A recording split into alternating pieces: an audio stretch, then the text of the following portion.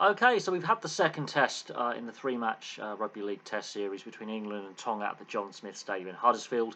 England have won the second test, which means they've won the series. They're going to try and go for the clean sweep in the third test next weekend. They've won 14 points to 4. It was 12-0 at half-time. Tonga did not show up in the first half. Now, yes, I know the weather has been absolutely abysmal, which would partly explain the poor attendance at the John Smith Stadium in Huddersfield. But then again, they weren't even selling tickets for the upper tiers on the two sideline stands. So make of that what you will. Huddersfield is the birthplace of rugby league, so I was expecting a better attendance. Weather obviously notwithstanding, the weather was abysmal. The first half it chucked it down. It was still raining in the second half, but the rain wasn't as heavy. But in the build up to the game, Yorkshire's had a lot of rain, and that meant for slippery conditions, quite a heavy pitch. England adapted better to the conditions. I think we can all agree on that. Tonga just didn't show up in the first half. They made a better fist of it in the second half, and they actually won the second half 4 points to 2. But the first half, they were on the back foot quite early on. The penalty count far too high. Their end of sets atrocious. Average is a good way, is a polite way to describe. Atrocious, I think, is a more appropriate way to describe their set ends and their set completions. High error count, which is expected, handling errors in that kind of weather, but their discipline was absolutely abysmal. That was their Achilles heel, really. The weather conditions are a leveller. The Tongans have got a lot of skillful players in their side, there's no doubt on that. So have England, but the weather makes it a bit more of a grind, a bit more of an arm wrestle, which is what this game was for large portions. It was a grind, it was an arm wrestle, but there were some flashes of brilliance in there. Now, Matty Ashton has had a brilliant game in attack. He's had a pretty decent game in defence as well, and just doing the basics. But Matty Ashton, his two tries are nearly carbon copies. One's through the hands, one's through a kick. But they really attacked that Tongan left-hand side defensive channel. Matty Ashton's first try, that comes on quick handling and moving the ball quickly. This is before the rain really comes down. It's drizzling at this point, but it's obviously very, very slippery handling conditions. But the build-up play was really good. They got into the Tongan end of the field, and they've come away with points, which is what you want to do. And that was only after 6 minutes. They set their stall out quite early. Harry Smith had a good game off the kicking tee, converts. And then the rain starts getting heavier, and it becomes a bit more of an arm wrestle. Now, Tonga at this point are giving away a lot of silly penalties, which is allowing England just to get up the field without having to do too much work. That's basically it. There are some big hits going in by both sides. Now, that first Matty Ashton try comes off Felice Kafusi with a late hit on Victor Radley. The following phase of play, the following 6 tackle set, obviously ends up with Ashton scoring in the corner. And that was part of the problem is Tonga, again, penalties been given away. They give away a series of penalties. Harry Smith gets the scoring continuing on 25 minutes with a penalty because that Tongan ill discipline was their Achilles heel in that first half. And then Matty Ashton's second try, very similar to this first try, but it's a kick through that sets him through, and it's a brilliant piece of acceleration to get there ahead of Hopawate and get the ball down. He came from nowhere. That is a pre-planned kick for Ashton to chase down. That is a call that he would have made as the winger saying, I want the ball kicked here from his inside player. And he scores 2 fantastic tries in the first half, but it was the rest of the team that helped get them to that point.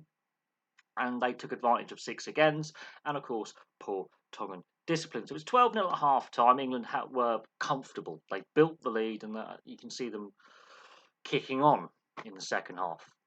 Tonga had to respond. Now, unfortunately, their response is to give away more penalties.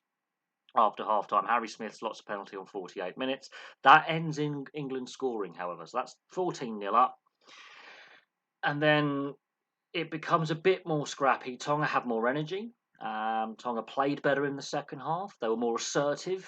They had more clean line breaks. I think both wingers, Johnston and Ashton, have done very well with their defensive duties, making key tackles and key interceptions.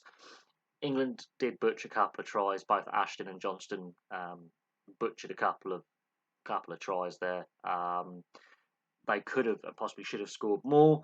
But then finally, Tonga's attack finally clicks. Now, Kula scores his try in the corner, and this is where Tonga finally get their handling right. And Hopoati's final pass is a brilliant miss pass to Kula, who goes in the corner with a fantastic finish, keeping himself in the field of play.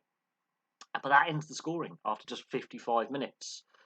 Then the game gets a bit more scrappy. I think the weather conditions are energy sapping because this is a heavy pitch.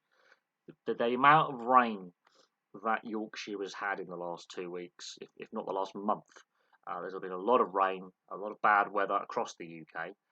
Where I am, it's sunshine and then showers and then sunshine and then showers. We're expected very heavy rain tonight, possibly thunderstorms tonight. But Yorkshire, obviously, storm Babette. They got the tail end of that. A lot of heavy rain, and that pitch would have been quite heavy. It didn't cut up too badly, which is good, but you could see it was a very heavy pitch, very energy sapping conditions. But the physical battle was still there. This is now more a grind. The handling lets both sides down. There's a lot of knock-ons. There's a lot of loose carries, but that is sort of expected in conditions such as this. Basically, proper English conditions that the old Rugby Football League before the Super League era would have been the winter sport. So this would have been regular season pre-1996. Obviously now it's a summer league. But all the England players would have been brought up playing their junior and schoolboy football in these conditions.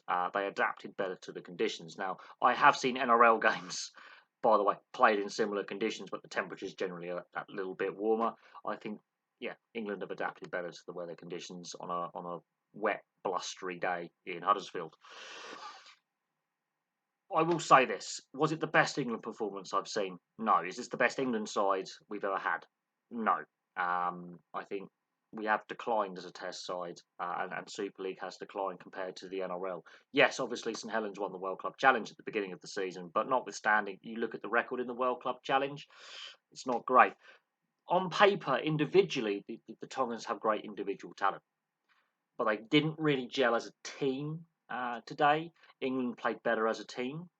We've got some young, exciting players. Wellesby at fullback, I think he is better suited in the halves, but he did a decent job at fullback, I think. Obviously, in the halves during the World Cup, he had a big impact on the England side last year. They're playing him at fullback. George Williams obviously suspended for 2 games, so they're trying out some other halves options. But the wingers, Ashton and Johnson, I think Johnson didn't have his best game in attack, but defensively he was brilliant. Ashton in attack was brilliant, and also pretty good in defence as well. Some really key tackles which stopped Tonga in attacks and prevented Tonga from scoring. Chris Hill's still plugging away in his mid-30s. He's a stalwart of the team. Elliot Whitehead, obviously, is still part of the team. And, of course, Wellesby's been given the captain's role for these first 2 tests. That, I think, puts a little bit more pressure on him. He wasn't at his best today. And I'm using last year as a comparison. He was playing a different role last year in the halves. But I think that extra weight of captaincy may be impacting his play a little bit. I wouldn't have been too disappointed if, let's say, Elliot Whitehead was the captain, because he has captained the Canberra Raiders many times in the NRL, and he seems to suit captaincy. But that's a coaching decision by Sean Wayne. We can agree or disagree on that, whether that is the right coaching decision for this team. But England have won the series. Tonga, I was disappointed with them today. They overdid it sometimes with their physicality, the ruck and tackle area. They were very sloppy. They had slower play the ball as well. But then when they did get things right, they did look threatening in patches. But I think their style of play relies on it not raining. And unfortunately, at the moment, we've got a lot of North Atlantic storms coming in. So I think the third test could be interesting. They've got some areas to massively improve on. Their halves combination, when Havili went off at hooker, I think that really disrupted them in attack even more. But discipline's their key issue. If they can sort their discipline out, then they have a fighting chance of competing in that third test. If their discipline is like this or worse, then they're going to lose that third test. England built the win on a really good first half. They lost their focus a little bit in the second half. And again, You could argue when Darryl Clark goes off and Wellesby at fullback, possibly having a less of an impact on the direction of the game, where I think he's better suited in the halves. You could argue that, but Harry Smith had a good game. Lewis had a good game. So George Williams gets injected back into the side next week, and we'll see how that impacts how England's attacking formation and style goes. But there we go.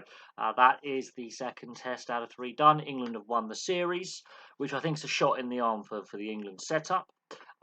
Considering that semi-final defeat to Samoa last year was that was a bit of a gut punch. But England don't have all their best players in this side. Dominic Young, for example, isn't in the team. So they've got options now with Johnston and Ashton in the wide areas. It's good to see some good depth coming through and some good young players. Tonga needs to sort that discipline out. But for me, for now, thank you very much for watching. Place your thoughts in the comments section below, and I will have some more content for you very, very soon.